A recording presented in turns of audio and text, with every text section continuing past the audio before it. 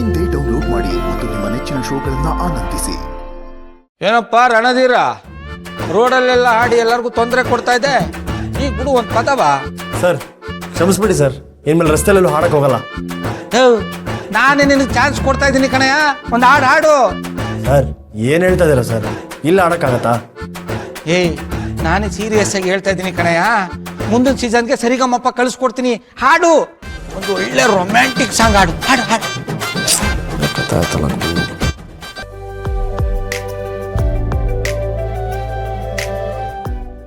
ಯಾಕೆ ಸರ್ ಹೇಳ್ತಾ ಇದೀರಾ? ನಾನು ಹೆಂಡ್ತಿ ನೆನಪಾಗ್ಬಿಟ್ಲು ಕಣಯ್ಯ.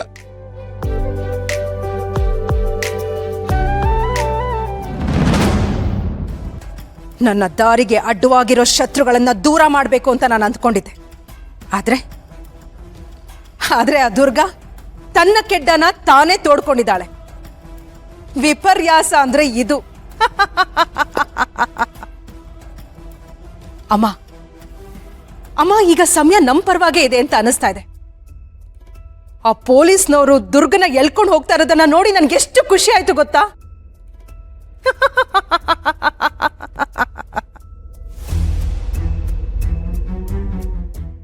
ನೋವಾಗ್ತಾ ಇದ್ಯಾ? ಅಲ್ಲಿ ನಿನ್ ಮಗಳು ದುರ್ಗಾ ಸ್ಟೇಷನ್ ಅಲ್ಲಿ ಇದ್ದಾಳೆ ಅಂತ ಸಂಕಟ ಆಗ್ತಾ ಇದ್ಯಾ? ಅವಳು ಶಾಶ್ವತವಾಗಿ ಜೈಲ್ ಸೇರೋ ಹಾಗೆ ನಾನು ಮಾಡೇ ಮಾಡ್ತೀನಿ. ಎಷ್ಟು ಚೆನ್ನಾಗಿದೆ ಅಲ್ವಾ? ಇಲ್ಲಿ ನೀನ್ ನರಳಾಡ್ತಾ ಇರೋದು, ಅಲ್ಲಿ ದುರ್ಗಾ ಸ್ಟೇಷನ್ ಅಲ್ಲಿ ಒದ್ದಾಡೋದನ್ನ ನೋಡೋದಕ್ಕೆ. ಯಾವುದೇ ಕಾರಣಕ್ಕೂ ಅವಳು ಆಚೆ ಬರಬಾರ್ದು. ಅದಕ್ಕೆ ಏನೇನು ವ್ಯವಸ್ಥೆ ಮಾಡಬೇಕೋ ಅದೆಲ್ಲವನ್ನು ನಾನು ಮಾಡಿದ್ದೀನಿ. ನೀನು ಎಷ್ಟೇ ಎಗ್ರಾಡಿದ್ರು ನರಳಾಡಿದ್ರು ನಿನ್ನಿಂದ ಏನು ಮಾಡೋಕ್ಕಾಗಲ್ಲ. ಏನು ಮಾಡೋಕ್ಕಾಗಲ್ಲ.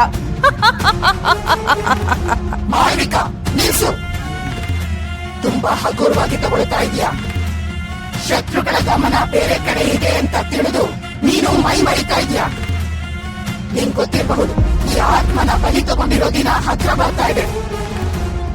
ಆ ಸಮಯದಲ್ಲಿ ಈ ಆತ್ಮದ ಶಕ್ತಿ ತುಂಬಾ ಬಲಿಷ್ಠವಾಗಿರುತ್ತೆ, ಅವು ತುಂಬಾ ಶಕ್ತಿಶಾಲಿಯಾಗಿರುತ್ತೆ. ನೀನು ಹಗುರವಾಗಿ ಪರಿಗಣಿಸ ಹಾಗೆ ಇಲ್ಲ, ಹುಷಾರಾಗಿರು.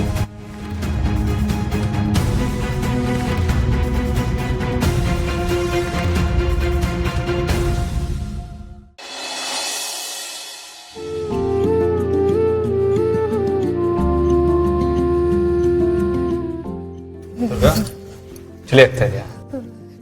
ಚಳಿನಾ? ಇಲ್ಲ ಬಾಸು, ಚಳಿ ಏನಾಗ್ತಿಲ್ಲ. ಅದ್ಯಾರೋ ಬಿದ್ರು ಮೀಸೆ ಮಣ್ಣಾಗಿಲ್ಲ. ನಿಜವಾಗ್ಲು ಬಾಸು ಚಳಿ ಆಗ್ತಿಲ್ಲ. ನಿಮಿಷ ಇರು.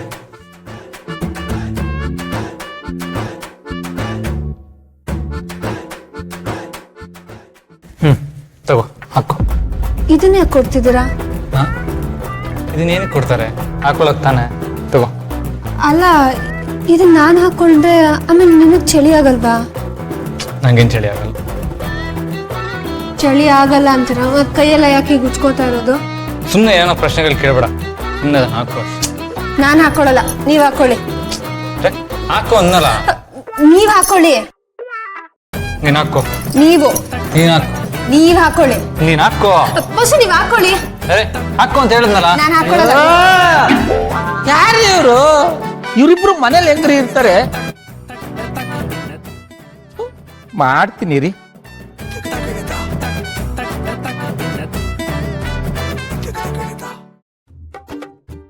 ಶರತ್, ಸ್ವೆಟರ್ ಹಾಕೊಳ್ಳಿ.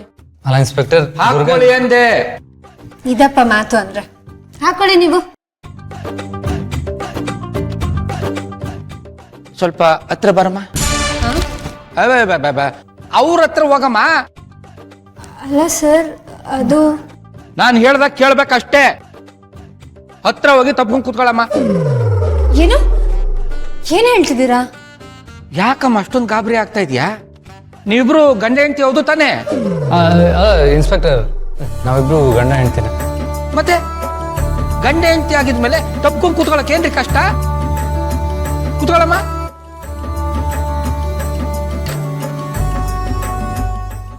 ಅಯ್ಯೋ, ಇವ್ರಿಗೆ ಹೆಂಗ? ಶಿಷ್ಯ ಸರ್, ಬಾರಪ್ಪ ಇಲ್ಲಿ. ನಮ್ಮ ಜೀವನದಲ್ಲಿ ಇನ್ನೂ ಏನೇನು ಮಾಡಬೇಕು ಬಾ. ನೋಡಮ್ಮ ಹಿಂಗೆ ಹಿಂಗೆ ಹೊರ್ಕೊಂಡು ಕೂತ್ಕೊಳ್ಳಮ್ಮ. ಅಲ್ಲ ಇನ್ಸ್ಪೆಕ್ಟರ್, ನಾನು ಸ್ವೆಟರ್ ಕೊಡ್ತಾ ಇದ್ದೆ. ಏಯ್ ನಾನು ಹೇಳಿದ ಕೇಳ್ಬೇಕಷ್ಟೇ, ಇಲ್ಲ ಅಂದ್ರೆ ನೀವಿಬ್ರು ಗಂಡ ಹೆಂಡ್ತೀನಿ ಅಲ್ಲ ಅಂತ ನಿಮ್ಮಿಬ್ರ ಮೇಲೆ ಕೇಸ್ ಹಾಕ್ಬಿಡ್ತೀನಿ.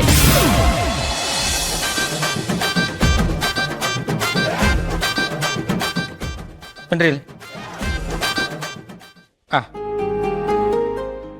ಮಿಸ್ಟರ್ ಶರತ್, ಕೈ ಹಾಕ್ರಿ.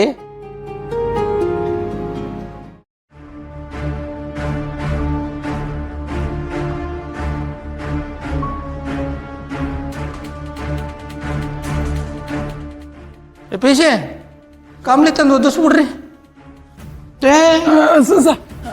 ಸಾರಿ ಸರ್, ನಿದ್ದೆ ಮಾಡ್ಬಿಟ್ಟಿದೆ. ಹಾ ಕೆಲಸ ನೋಡ್ಕೊಳ್ರಿ ಬರ್ರಿ.